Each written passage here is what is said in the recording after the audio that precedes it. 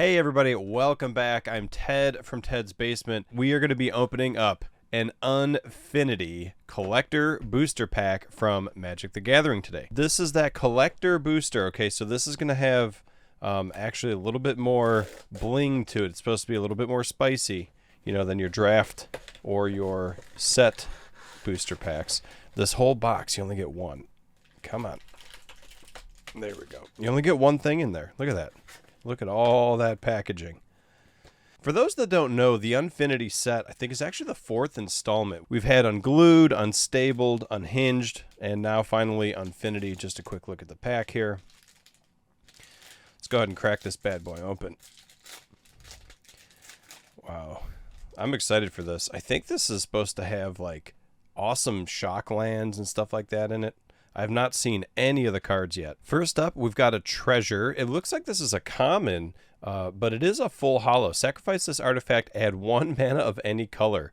That is really cool.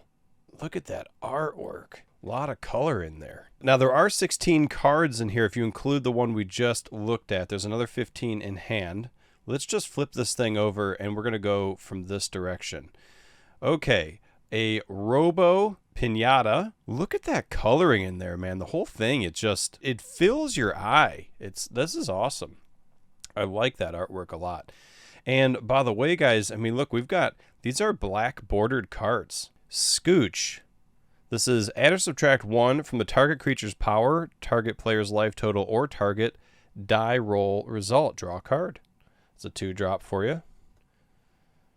An unlawful entry. Again, I think we're still in the, yeah, this looks like that's a common. We're still in the commons. And we've got Bird Gets the Worm. It looks like there's an underscore going on up here where you could, like, maybe you fill in that gap or something. I'm not sure what that's all about, but looks really cool. I always like the artwork in the unsets. I've got a full complete set of all 3, and I will be making a full set here of this one as well. We've got the big top. Add 1 mana of any color that appears on your top. A top is an outerwear garment worn on the upper body. A little bit of breaking the fourth wall there. It's kind of interesting. Ooh, what do we have here? Goblin Airbrusher. Whenever you place a sticker, create a treasure token. If it's an art sticker, instead create 2 treasure tokens. And I think we are into our silvers, our uncommons. I feel like that looks like, sometimes, you know, it's hard to tell. Yeah, that's an uncommon. It's hard to tell sometimes when you have a lot of black and white going on in the logo, and sometimes from a distance that can look gray. Look at this full art, a drop tower. Okay, this is going to have a visit. Target creature gains flying until end of turn or until the player rolls 1, whichever comes first. I love the full art cards. Okay, Lifetime Pass Holder. When Lifetime Pass Holder dies, open an attraction. Whenever you roll to visit an attraction, if you roll a 6, you may return Lifetime Pass Holder from your graveyard to the battlefield. It doesn't tell you exactly what die to roll. I wonder if you could roll a die that only has 6s on it. You know what I mean? Or, you know, a 20D versus 6D. You're going to change your own chances there. Sort of interesting way to maybe hack the card. Unless rolling for attractions defines the type of die you have to use. That would be maybe just what we're not seeing there on that card. A Good Day to Pie. Look at that foiling. Wow, that's actually like, it's like splattered. But it's like the splattering goes into the border and everything. Like, that's really cool. Like, over the flavor text and everything. Tap up to 2 target creatures. Whenever you put a name sticker on a creature, you may return a Good Day to Pie from your graveyard to your hand. Very cool. I bet you this set's super fun to play. We've got Far Out. Now, this is our first mythic, I believe. Yeah, this is our first mythic, and we haven't even had a gold rare yet.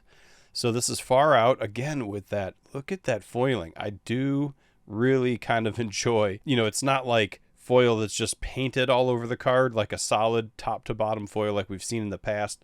Like a lot of these cards here, you know, it's just top to bottom. It's actually like a pattern, and it's just kind of like sprayed on there. I really like that. This is a 3-drop mythic. 1 white is required. Rather than choosing the indicated number of modes for a spell and abilities you control, you may choose 1 or more modes. You can't choose any mode more than once. Very interesting to see how that's going to play.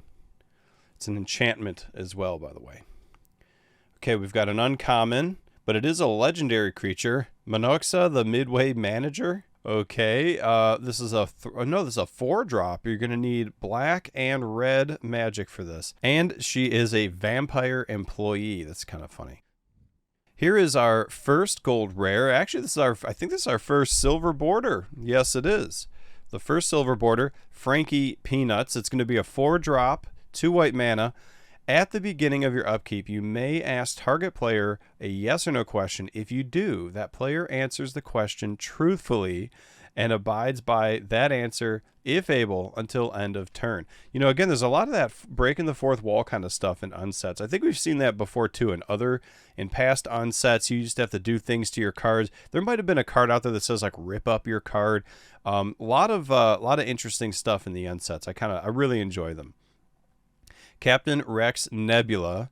Looks like this is an employee as well. Happens to be a human pilot employee. It's a 3-drop, and there's just a ton of text. I'm not going to read all this, but he's a 2/2. I'll leave this here on the screen. You can pause it if you like and read it. Legendary creature, and it's also a gold rare. Oh, look at that foiling. Again, we've got that foiling getting into like the nooks and crannies of the border. Really, really cool stuff. I don't recall Magic doing it all that often. I'm liking the flavor happening here with that. Wow, look at that full art. The unsets have always had beautiful full art lands, in my opinion.